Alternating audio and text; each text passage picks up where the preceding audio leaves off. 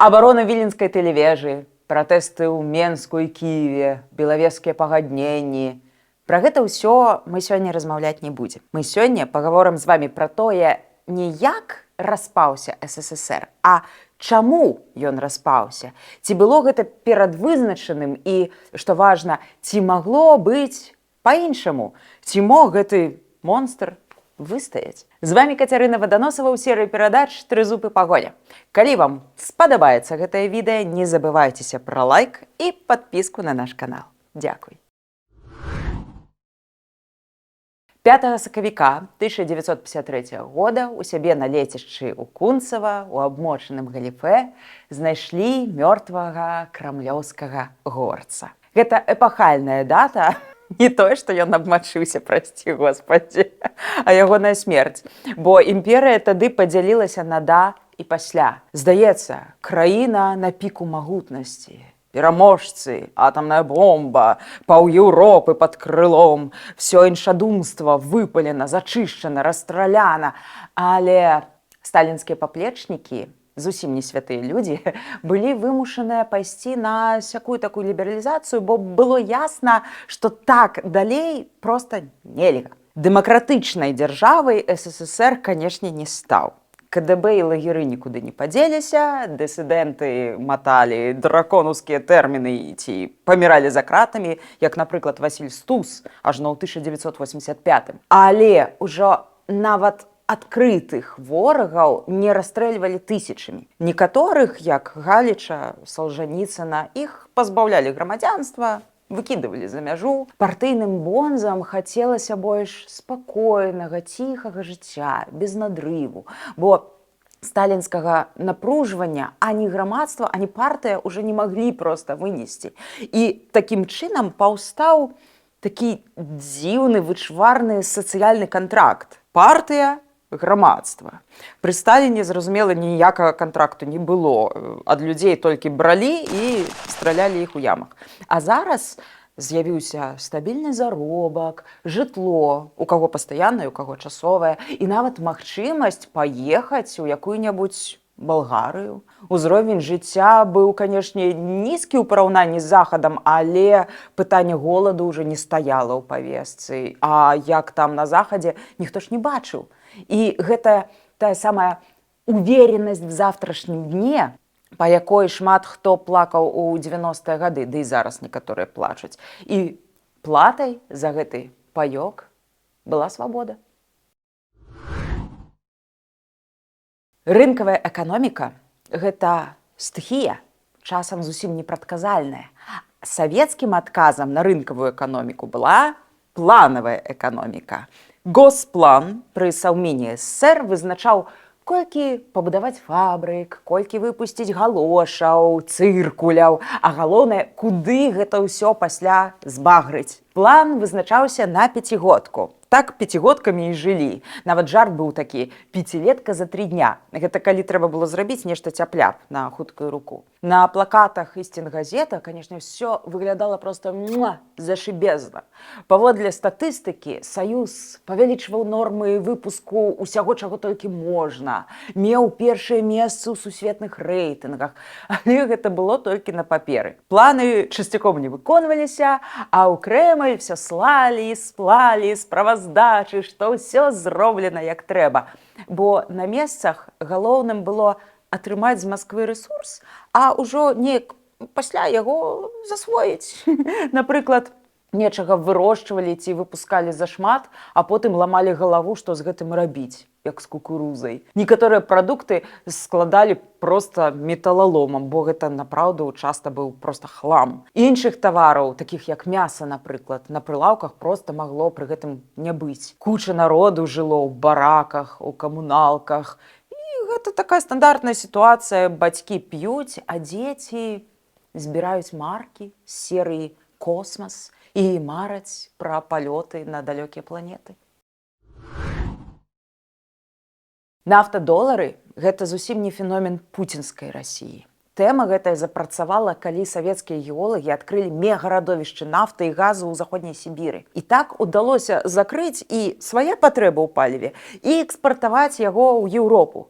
Зусім не працоўны подзвіг савецкага чалавека, а грошы з нафты сталі асноўнай крыніцай папаўнення саюзнага бюджэту. Асабліва ў 70-е, у часы брэжнеўскага застою, якія шмат хто ўзгадваў як першыя ў жыцці сытыя гады. Але шалёныя грошы з нафты і газу сталі наркотыкам. Навошта думаць пра рэформы, калі ўсё і так працуе? Лагічна запытаць, чаму ж тады ўвесь час існавання СССР былі дэфіцыты, прыбіральні на вуліцы, печкі, буржуйкі, вось гэтыя страшныя. Жыццё на перыферыі мала адрознівалася ад жыцця ў царскія часы, бо тады былі амбіцыі і вялікая мара дамінаваць у сусвеце, быць супердзяржавай.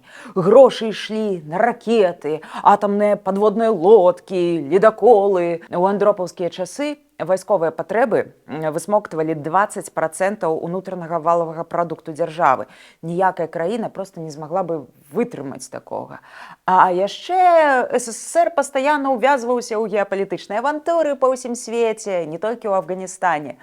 Як толькі недзе ў дзікіх джунглях з'яўляўся свежы лідар у нясвежым камуфляжы, яго адразу бралі за ручку і вялі да сацыялізма праз універсітэт Патрыса Лумумбы. І не аднаго, а разам з усёй ягонай краінай. Гэта савецкі каланіялізм, пра які не так шмат кажуць, як пра еўрапейскі. І тую краіну завальваюць не толькі падручнікамі з партрэтамі Леніна ці вайсковымі спецыялістамі, але і рэсурсамі. Зборы ў савецкіх школах на галадаючых дзяцей Эфіопіі сталі проста анекдотам. Я нагадаю адзін такі. Усе дзеці здаюць як трэба, а Вовачка не здае. Бо ягоны тата не верыць, што там у Эфіопіі ёсць голад, хваробы, няма дарогаў, а пасля у школе абвяшчаюць збор на камуністычную партыю Эфіопіі. І Вовачка прыходзіць з сумай на ўсе зборы адразу і кажа: «От, а тата сказаў, што калі ў Эфіопіі ёсць кампартыя, значыць, ёсць і голад, і хваробы, і ўсё астатняе». Не смешны анекдот, канешне, але жыццёвы. У другой палове 80-х супервысокія кошты на нафту пайшлі ўніз. Ніякі савецкі дзяржплан гэтага прадугледзець не мог, таму што сусветная эканоміка не жыла паводле плану чо-пачом павінна каштаваць. Савецкі рубель папоўз уніз, прылаўкі апусцелі, бойкі ў чэргах. Аказалася, што сваю частку нефармальнай дамовы, мяса і уверенасць в завтрашнім дне, Саюз проста не смог выканаць. Кажуць, што каб Боженька даў Андропаву здароўя, той уратаваў бы СССР. Былы кіраўнік КДБ Андропаў прыйшоў да ўлады адразу пасля Брэжнева, які ў апошнія гады знаходзіўся ў стане маразму і нават зварот пра ўвод войска ў Афганістан прачытаць з паперкі нармальна не мог. Галоўным прынцыпам Брэжнева было нічога не мяняць, старыны не рушыць. А вось Андропаў узяўся за перамены. Найперш ён звольніў міністра гандлю. Агулам за 1 год і 3 месяцы ягонага кіравання памяняў 18 міністраў і дзесяткі кіраўнікоў рознага ўзроўню па савецкіх рэспубліках. Класна, дарогу маладым. Гарбачоў, Аліеў і нават Ельцын – гэта пратэжы Андропава. Пры ім была апошняя спроба мабілізацыі савецкага грамадства. Маўляў, дзяржава не выцягвае, бо людзі дрэнна працуюць, мала дысцыпліны. І тады пачалося. Аблавы ў кінатэатрах сярод белага дня, праверкі дакументаў у чэргах ва універмагах, а почему вы не на работе, барацьба з карупцыяй. Так, карупцыя была, бо савецкія бодзы не цураліся хабару ў выглядзе машынаў, мэблевых гарнітураў, такіх страшных, карычневых, але сваіх, а часам проста хаця бы крышталёвая жырандоля ці дзіцячы вазок. Але, ведаеце, Андропаў, хітры і інтэлігентны з выгляду чэкіст, не мог зразумець галоўнага. Праблему ён бачыў у канкрэтных людзях, у начальніках крамаў, старшынях абкамаў, фарцоўшчыках, дысідэнтах. Вось яны дрэнна працуюць, яны шкодзяць, значыць, трэба з імі разабрацца. Але праблема была не ў людзях, праблема была ў сістэме. Ад людзей патрабавалі гіпервысілкаў, дысцыпліны, адданасці, але матывацыі на гэта не было. Бо нафіга працаваць больш, калі атрымліваеш столькі, колькі лайдак, які побач сядзіць і бухае. Навошта цаніць сваю працу, калі нават згубіўшы яе, табе падсунуць новую, бо ў СССР няма беспрацоўных. Сімвалам савецкага рабочага быў ужо не мускулісты магутны Стаханаў, а такі добры п'яніца Афоня і яго сябры-сабутыльнікі. Мабілізацыя грамадства проста правалілася. Бадзёры на фоне Брэжнева, канешне, рэфарматар Андропаў прыйшоў да ўлады, маючы ўжо пад 70 год, з букетам хранічных захворванняў. У 83-м у яго адмовілі ныркі, і кіраваць давялося з бальнічнай койкі пад кропельніцай і апаратамі ў атачэнні рэаніматолагаў. Гэта была яшчэ адна разбуральная практыка сістэмы, пажыццёвае кіраванне дзядоў да іх маразму і смерці. А людзям гэтым часам надалей прадавалі ідэалогію, у якую ўжо ніхто не верыў. Гэта кантраст, бо Саюз стартаваў вельмі бадзёра, з морам, сапраўды морам, без іроніі, прыкладаў самаахвярнасці першых камуністаў, жыццё за ідэю ў стылі Паўкі Карчагіна, ахвяраваць асабістым у імя чагосьці большага, светлай мары, і вось такіх Карчагіных з 1920-х і хацелі рэанімаваць у андропаўскія часы. Але гэта было ўжо немагчыма, бо з кніжкі «Как закалялась сталь» ужо у адкрытую пасмейваліся. Што важна, савецкая ідэалогія стаяла на пазіцыях скрайняга матэрыялізму. У адрозненне ад рэлігійных канцэпцыяў жыцця па смерці не існавала. Усё толькі тут і зараз. А тут і зараз камунізм ніяк не надыходзіць, прагнозы не спраўджваюцца, каўбасы няма ў крамах. І ты бачыш, што сусед, які з-пад палы гандлюе джинсамі, жыве круцей за цябе. А ты на сваім заводзе ці ў НІІ проста цень чалавека. І дзецям ты пакінеш толькі, добра, калі румынскі сервант і крышталёвыя вазы. Калі, канешне, сына не забяруць у Афганістан і не правязуць у цынкавай труне. Дык нафіга тады ўсё? Акурат матэрыялістычная логіка падказвала жыхару СССР, што Захад перамог. Красоўкі, жуйкі, відэамагнітафоны ідуць адтуль сюды, а не наадварот.